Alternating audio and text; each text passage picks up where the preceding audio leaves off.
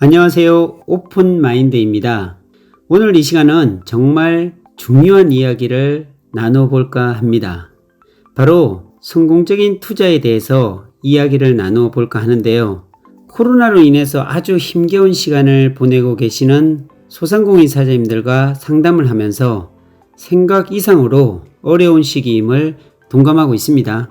저 같은 경우도 요즘 투자에 대해서 유튜브를 보시고 많이 문의가 오는데요.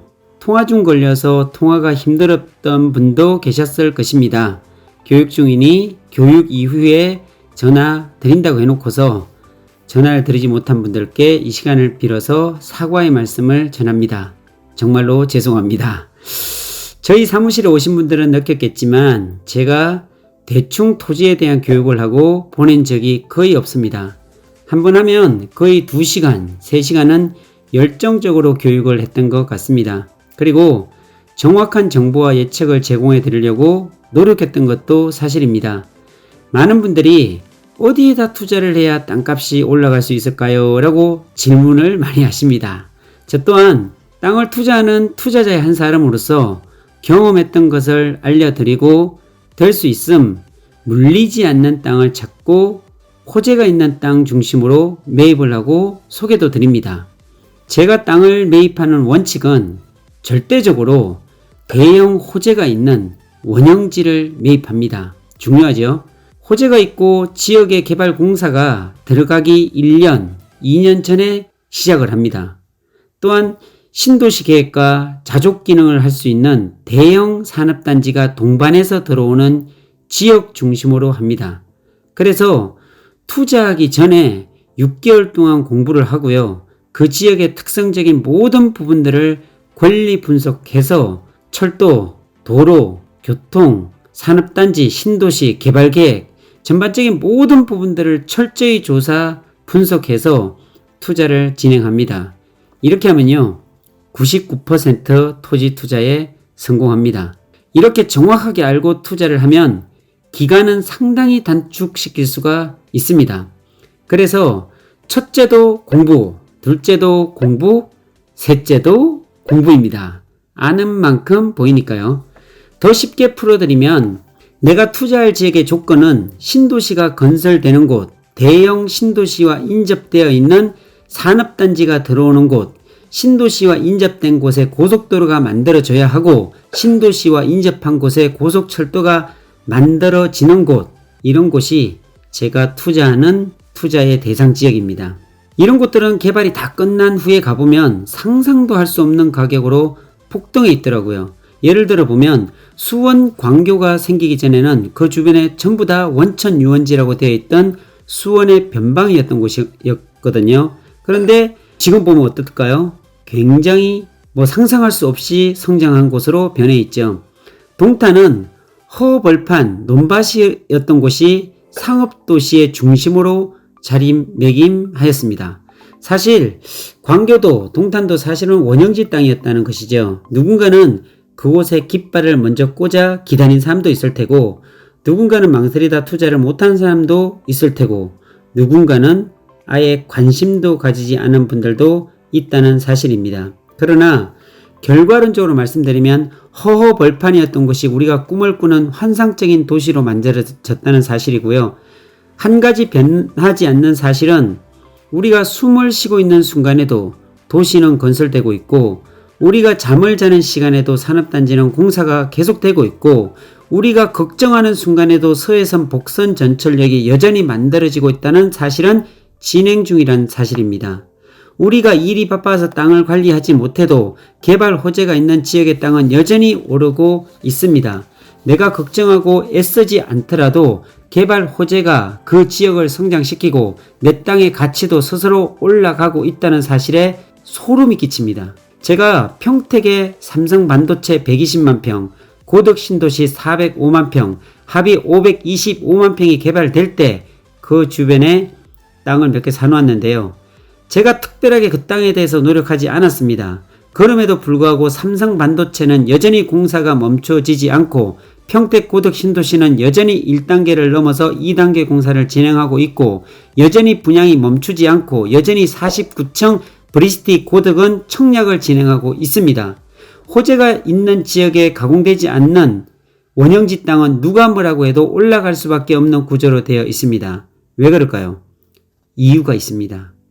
토지에 대한 메커니즘을 이해하면 충분히 공감할 수 있는 내용입니다. 땅 위에 빌딩이 지어집니다. 땅 위에 산업단지가 세워지게 되어 있습니다. 그런데 애석하게도 그 땅 위에 지어지는 빌딩과 산업단지 주변의 땅은 한정되어 있다는 사실이죠.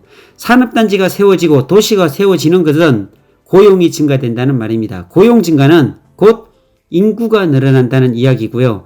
인구 증가는 주변 주거시설로 이어지고 걸린 상업시설들이 필요하다는 얘기죠. 주거시설과 걸린 상가들은 땅 위에 세워집니다. 산업단지와 인구 증가는 곧 교통의 문제에 직면하게 되어 있습니다. 도시와 산업단지가 유지되기 위해선 고속도로나 4차선, 6차선 도로들이 기존 도로를 갈아엎고 그 위에 덮여지는 일들이 순식간에 일어납니다. 산업단지 주변은 산업단지에 들어가지 못한 작은 외주 업체들로 주변 땅들이 품귀 현상이 일어나기도 합니다. 곧 땅값이 폭등하기 시작하지요. 오일 쇼크도 마찬가지입니다. 오일이 풍부할 때는 아무 걱정 없지만 일단 오일 파동이 일어나게 되면 전쟁이 됩니다. 안정적인 오일을 확보하기 위해서 그렇죠. 그럼 유가는 폭등하게 되어 있죠. 오일이 모자라기에 기름값은 부르는 가게 값이 되어 갑니다. 똑같습니다. 신도시가 만들어지고 산업단지가 인접하게 세워지고 나면 고속도로가 도시 옆으로 만들어집니다. 확실합니다. 국도가 확장되고 신설도로가 정비되고 땅이 수용이 되고 도시개발 사업이 주변에서 일어납니다. 땅은 한정되어 있습니다. 그러기에 땅의 용도가 바뀌기도 합니다. 도시지역이 확장되어지고 관리지역은 용도구역이 상향되어져 가령 들어서 농림지역이 생산녹지가 되고요. 생산녹지가 자연녹지가 되고 관리지역은요. 농림지역이 생산관리가 되고 생산관리는 계획관리가 되는 놀라운 일들이 개발이 되는 주변에서 일어납니다. 어떤 분들은 믿지 못하겠다고 합니다. 저는 자료를 가지고 말을 합니다. 저는 현장에서 말을 합니다. 현장에서 뛰어다니며 찾은 자료로 현장에서 흘린 땀으로 가치를 증명합니다. 제 사무실에 오시면요. 용도구역이 바뀐 자료들로 넘쳐납니다. 실제 상황입니다. 그래서 저는 투자를 할 때는 기준을 잡아서 해야 되고 투자할 지역에 대해서 공부라고 말씀드리는 것입니다. 저는 지금 현재 동탄에 투자하지는 않습니다. 아마도 20년 전이라면 전 동탄에 분명히 투자했을 것입니다. 그때는 아마도 동탄에도 논밭으로 되어 있던 지역이었기 때문입니다. 그런데 지금은 동탄은 투자 가치가 있는 원형지를 찾기가 어렵다는 말입니다. 그럼 어디에다 투자하면 좋을까요? 저는 당연히 송산 그린시티를 추천합니다. 왜냐하면요. 아직 원형지밖에 없는 땅이 송산 그린시티 땅입니다. 개발은 언제 됐냐고 묻는 사람이 있습니다. 이런 질문을 받을 때마다 안타까운 마음이 사실 있어요. 벌써 개발이 시작되었고 공사가 진행 중인데 이런 걸 모르고 있습니다. 송산 그린시티는 1700만 평이 개발되고 있습니다. 분당의 3배 크기죠.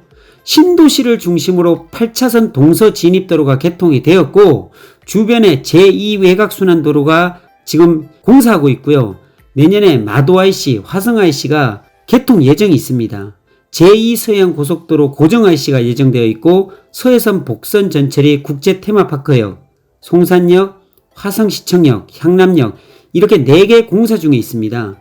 더불어 화성국제테마파크가 96만 평이 개발되고 있고요. MOU를 넘어서 사업계약까지 체결한 상태이고 시청 공무원들은 화성국제테마파크의 성공적인 개발을 위해 여러 지원을 아끼지 않고 있고 내년부터 공사가 시작됩니다.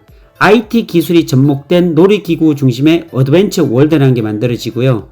4계절 휴양 워터파크 퍼시픽 오디세이가 만들어지고 공룡알 화석지와 연계한 쥬라지 월드, 장난감과 캐릭터로 꾸며진 키즈파크 브리겐토이 킹덤이라는 이 4가지 컨셉으로 만들어지는데 규모는요.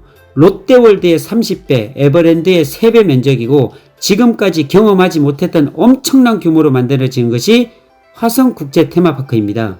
직접 고용만 15,000명, 간접 고용 11만 명 규모로 가늠할 수 없는 규모입니다. 보통 어떤 신도시나 산업단지나 테마파크 시설이 들어오게 되면 토지 보상 문제로 한참 속을 썩입니다.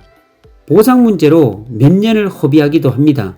그런데 제가 이곳에 처음 왔을 때 이상하리만큼 조용했습니다. 보통 개발되면 주변에 프랜카드나 토지 보상에 대한 깃발들이 질비한데 이곳에는 그런 프랜카드가 보이지 않습니다. 왜 그런가 보았더니 개발되는 1700만 평 전체가 수자원공사 땅이었던 것입니다. 나라 땅이죠. 즉 다시 말씀드리면 토지 보상 문제가 없다는 것은 공사 기간, 공사 계획을 설계하기가 아주 용이하다는 것이고 공기를 앞당길 수 있는 사업 추진에 발목이 잡히지 않는다는 좋은 장점이 있습니다. 이렇게 대규모적으로 동시다발적으로 신도시와 4차 산업 단지와 자율주행, 국제 테마파크, 고속도로, GTX급의 고속전철이 서해선 복선전철이라는 이름으로 지금도 공사가 진행 중인 이런 프로젝트가 송산 그린시티에 투자를 안 한다면 도대체 어디에다 투자를 해야 할까요? 사실 송산 그린시티에 대한 주제로 강의를 하면요 3시간 이상을 침이 마르도록 할 수가 있습니다. 그만큼 송산 그린시티의 성장과 발전에 대한 확고한 믿음이 있기 때문입니다. 송산 그린시티는 평택 고덕신도시 삼성반도체가 있는 5년 전의 모습과 매우 흡사합니다. 아니 그 이상이라고도 말할 수가 있어요. 신도시도 그렇고 산업단지도 그렇고 고속도로, 철도 모든 것이 거의 흡사합니다. 규모로 보면 송산 그린시티가 훨씬 크게 개발하고 있죠. 이제 새해도 얼마 남지 않았습니다.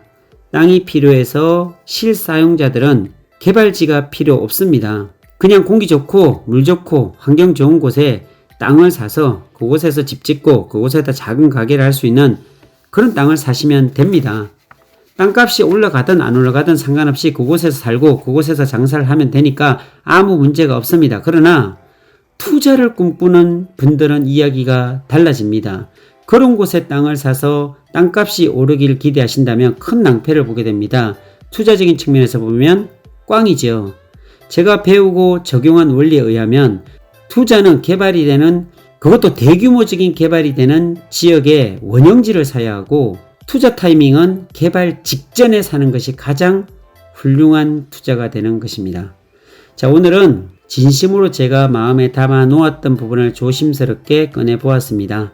공감이 가시는 분도 계시지만 그렇지 않은 분도 있으리라 생각이 됩니다. 다만 투자하시는데 도움이 되셨으면 좋겠다는 진심 어린 바람입니다. 제가 유튜브 영상으로 땅을 소개하지 않습니다. 이유는 유튜브로 땅을 소개하면 너무 전화가 많이 와서 일을 할 수가 없기 때문입니다.